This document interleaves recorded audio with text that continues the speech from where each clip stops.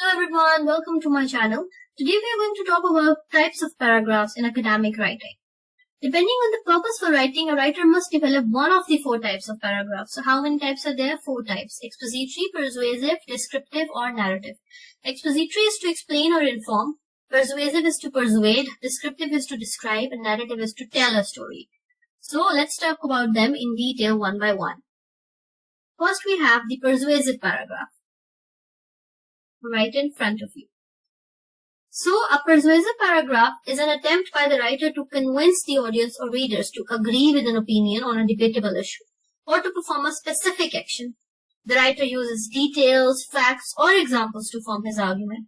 The argument should be a direct, precise, logical presentation of the issue. The persuasive paragraph answers why question. Why should the reader agree?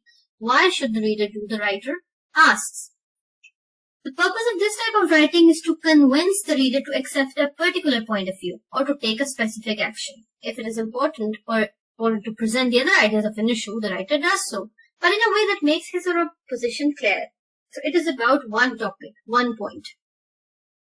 This is how a paragraph looks like. It has a topic sentence, supporting details, further supporting details, and ending with a concluding paragraph. The expository paragraph.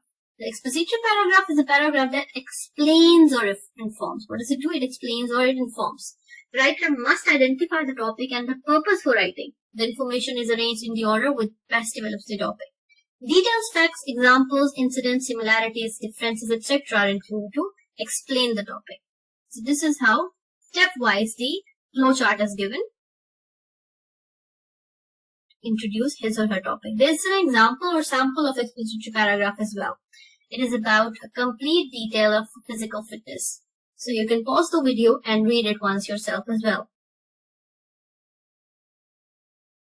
What to consider when writing an expository essay? What processes are you trying to explain, or what is the process that you're trying to explain? Why is it important? Who or what does the process affect? Are there different ways of doing the process? If so, what are they? So you need to list them. Who are the readers? What knowledge do they need to understand this process? What skills or equipments are needed for this? How long does the process take? Is the outcome always the same? How many steps are there in the process? Why is each step important? What difficulties are involved in each step? Any questions to be given? Any other processes that are similar could help illustrate the process, and all the other ones. Now we have descriptive paragraph. The descriptive paragraph is a piece of writing that develops a picture of one idea by using sensory. What is sensory? That involves 5 senses. Or concrete one that represents seeing or being touched. These are the 5 senses that appeal to us. The topic sentence reveals the main impression. So main impression is given by the topic sentence, or by the topic by using only the details and enhance a single idea. A descriptive essay is used to create a vivid image of a person, place, thing, or so remember, it is about the imagery. It is about the details that are given through an image. It draws on all the senses, not merely the visual. Okay, so let's see this old faithful painting. So descriptive writing portrays people, places, things, moments, and theories with enough vivid detail to help the reader to create a mental picture of what is being written about. So what are the things to consider in a descriptive essay? Think of an instance that you want to describe. Why is this particular instance important? What were you doing? What were the other things happening around you? Is there anything specific that stands out in your mind? What were the objects located in relation to where you were? How did the surroundings remind you of other places you have been? What sights, smells, sound, and taste were in the air? Did the sight, smell, sound, and taste remind you of anything? What were you feeling at that time? Has there been an instance in which you felt this way before? So you give all the details. Can you think of another situation that is similar to this one? So we need to create a mental image for the reader. Now narrative. Narrative is from narration. Narrative paragraph is a piece of writing intended to tell a story, whether it's a real one or an imaginary one. Imaginary is also important there. The narrative paragraph may entertain or it may make a point. Narrative paragraphs do not always contain topic sentence. Details in a narrative paragraph are obtained by using who, what, where. These are called WH questions. Method of questioning, it should be arranged in a chronological order. So chronological order is really important. The order in which they happen, 1, 2, 3, 4. It tells the story, character setting and action. The character setting and action and problems are usually introduced in the beginning. Problem reaches its high point in the middle, that is the climax, and then the ending that resolves the problem. The purpose of this type of writing is to recount a personal or fictional experience or to tell a story based on a real or imagined event.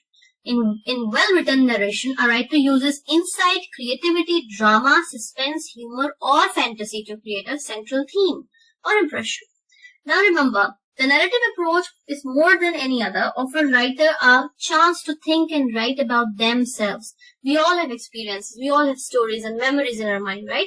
Which are worthy of sharing with the readers. So yet sometimes they are fused with other memories, and a lot of the time is spent in writing narrative. It's in the pre-writing stage. So there are 5 stages of writing. Pre-writing is the first stage. In this stage, writers first need to select an incident worthy of writing about, and the second, to find the relevance in the incident. To do this, writer might ask themselves about the incident, provided new insights. And finally, the writers must dredge up the details, means conclude the details about the incidents. So, once an incident is chosen, remember to involve readers in the story. It is much more interesting to actually recreate an incident for the reader than to simply tell about it. Find a generalization which the story supports. This is the only way the writer's personal experience will take on the meaning for the readers. This generalization does not have to encompass humanity as a whole. It can concern the writer, men, women, or children of various ages and backgrounds. So remember that although the main component of a narrative is the story, details must be carefully selected to support, explain, and enhance the story. So that is all. You need to practice a lot of exercises to understand all these types of paragraphs. Thank you for watching.